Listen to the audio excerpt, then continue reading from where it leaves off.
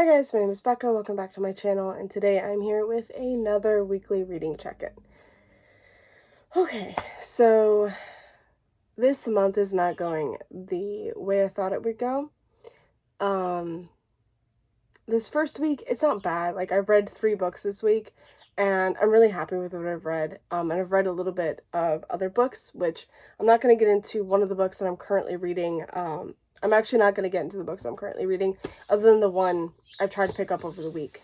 And we'll get to that at the end of this video. But that'll be for the next week when I talk about my themed TBR. I'm filming this on Monday. Normally I try to film this on a Sunday and possibly put it up on a Sunday or Monday, depending on, how timing and everything goes. But I just didn't get to it yesterday, and so I'm filming this on Monday. I've already filmed my themed TBR for the week. So again, I'll talk about all those books in that TBR, and then at the end of the week when I finish everything. So I won't be getting into those books. But yeah, we are going to get into the books that I've read this week. Also, I have a book that I also finished right before February, so we're going to get into that too, just because I didn't do a weekly reading check-in last week for reasons. Oh, and I guess, I have the other book that I tried reading over there as well. It's fine. Okay, so first up, I did finish Queen's Shadow by E.K. Johnston, which is the sequel to Queen's Peril, which is in the Star Wars universe. This follows Padme, and this one follows her after Phantom Menace, when she is now done being queen and she is going into the Senate. It's really all I can say. There's not a whole lot that I can say other than she's slowly getting used to being a senator and not being a queen anymore, and her life is still in danger and people are still trying to kill her. So, like, yeah. I love Padme. I love her a lot. Like, Padme is... Her and Ahsoka are 2 of my absolute favorite Star Wars characters, along with Obi-Wan. Those 3 are just, like, they're perfection to me. I love Obi-Wan, I love Padme, and I love Ahsoka. So, I was really excited to get into Padme's books. And I have enjoyed them. Like, I really enjoyed Queen's Peril. That took place parallel to Phantom Menace. And Queen's Shadow kind of takes place... I want to say, like, it's kind of in between. Like, it sort of takes place the second... Why can't I think of names? I can't think of the names of the movies right now. I can't think at all. But it takes place during the prequels, and, I mean, I really enjoyed it, though if you have not yet watched the prequels, and you want to watch the last, like, you want to watch all of them and finish them before reading this, I recommend doing that, and I don't recommend reading this book before you watch the rest of the prequels, just because,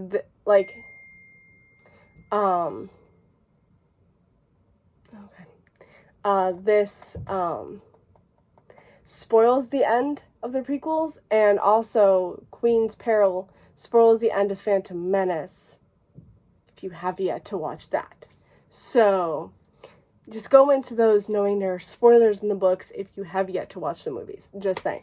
But yeah, I enjoyed this. I think I gave this 3 stars. I think I gave Queen's Peril 4. Maybe? And they're both like a 3.5. Yeah, I gave it 4. They're both 3.5 stars to me, both of them.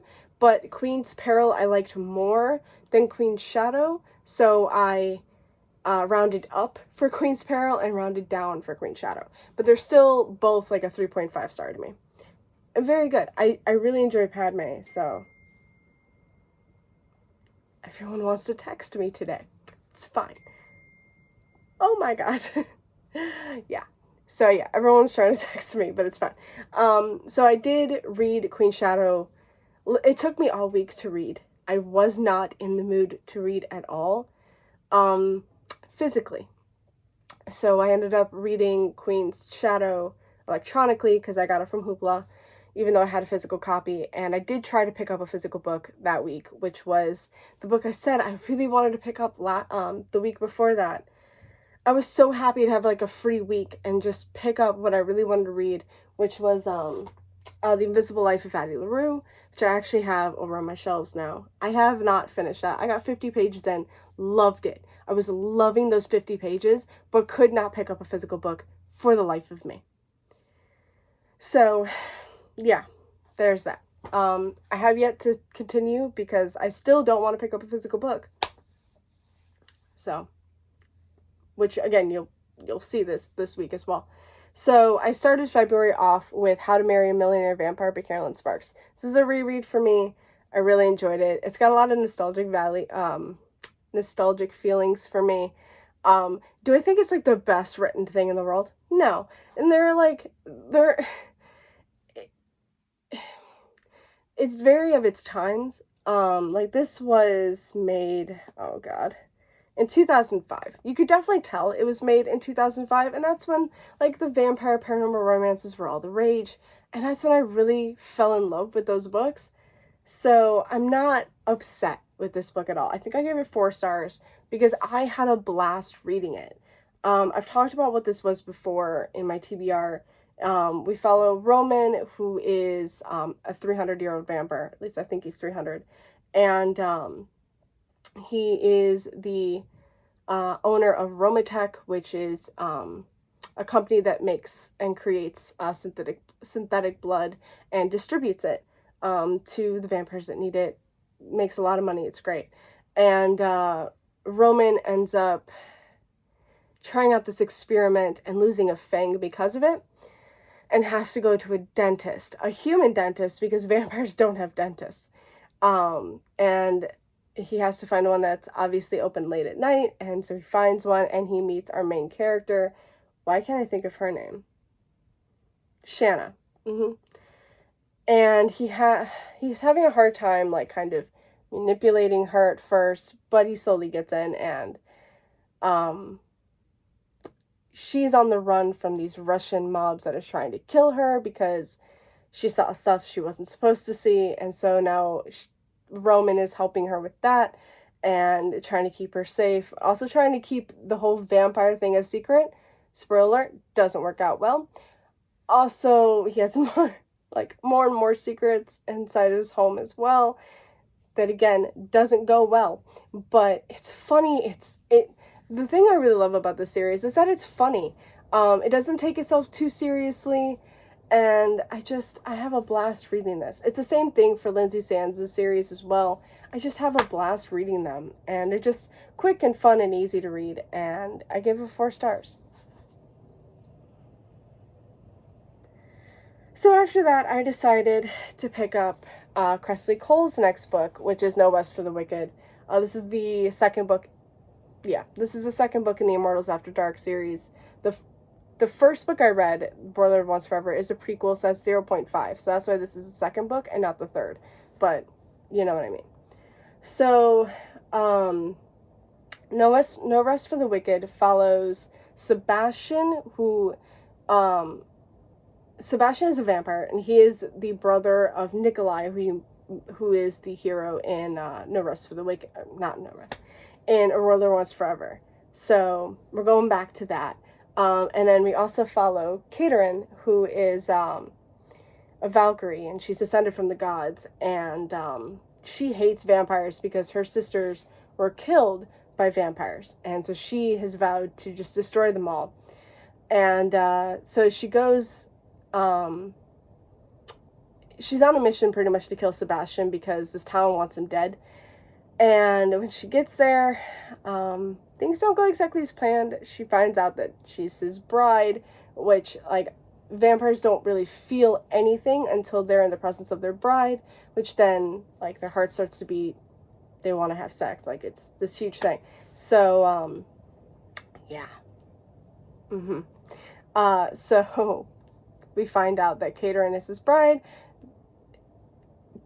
Katerin doesn't react well to that. She runs away. He chases after her. And also there is this competition going on. It's sort of like a scavenger hunt but people could end up dead, like severely injured or dead. And Catherine has won it for the last few times it's been going on, and the prize this competition is something that she will literally kill to get, and Sebastian just wants to be with her, so he wants to help her, but she doesn't want him to help her, so he's going to enter the competition himself to help her, and it's so good. It's actually really good. I was really worried because The Hunger Like No Other was the one I read last month, and I didn't really enjoy that one as much. That one, a lot of it just rubbed me the wrong way. It felt kind of rapey. Not gonna lie, it had rape elements to it, and it just didn't sit well with me. I will say towards the end of the book it got better, but I almost DNF'd it. I almost just completely DNF'd the series, but the end of that book kind of like it resolved kind of, so I gave it 3 stars I think last month. This one I think I gave 4 stars too. Yeah, I really enjoyed this one. It got better. It got much better. I enjoyed the romance between Sebastian and Catherine, and I enjoyed the series. Again, vampire, like, I think this was even in 2005, right? Okay, for some reason, this doesn't, oh, that's why. Actually 2006, but it's not even the start of the series. So yeah, this was also made in like 2005. So again, I have a weakness for this kind of series. They're like my trashy, guilty pleasure reads. They're not great, but they're fun. And we're just gonna say, I gave 4 stars to Love Bites as well. This is by Lindsay Sands. It's a sequel to the first book, A Quick Bite. And this one, we follow Etienne, who is Luciana's brother. Luciana is our heroine from the last book. And so we follow Etienne, and he is having a hard time with this, okay. There's this human that wants him dead. Knows that he's a vampire, is trying to kill him, and it's just like making these different ways to kill him, and it's just great. And every time it happens, he winds up in the morgue with Rachel, I want to say her name is.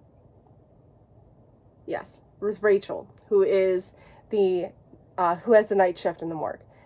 And she's immediately attracted to him even though he's dead, and it is what it is. But he keeps waking up, and it just like shocks her every time. So one time, the last time this happens, the guy that wants him dead realizes he's not getting the job done, so he goes to the morgue himself to kill him, but accidentally, he's trying to kill him with an axe, accidentally axes her, and Etienne decides to turn her to save her life.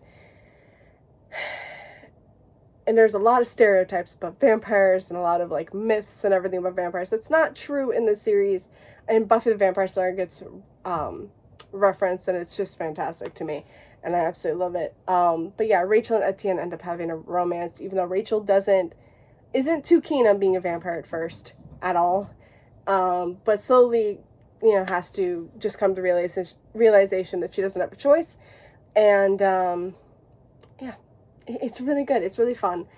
Again, they're just like guilty pleasure type reads, and I really enjoy them, and I give that 4 stars too. I had a fun time this week. I just couldn't read anything physically, which is the reason why I started Tools of Engagement by Tessa Bailey and got 56 pages in before I just had to put it down. I can't read anything physically right now, and I don't know why, because I am enjoying this. I'm just not in the mood to pick it up. If I could get it electronically, I'd probably be able to read it completely, but it's not happening right now.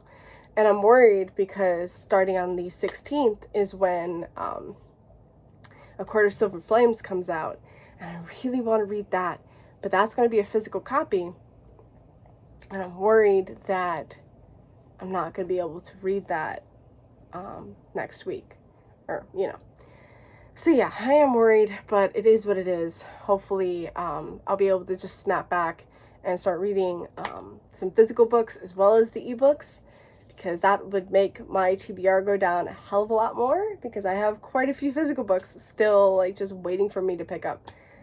So yeah, that's it for me today, guys. I hope you enjoyed this video. I will see you again with another.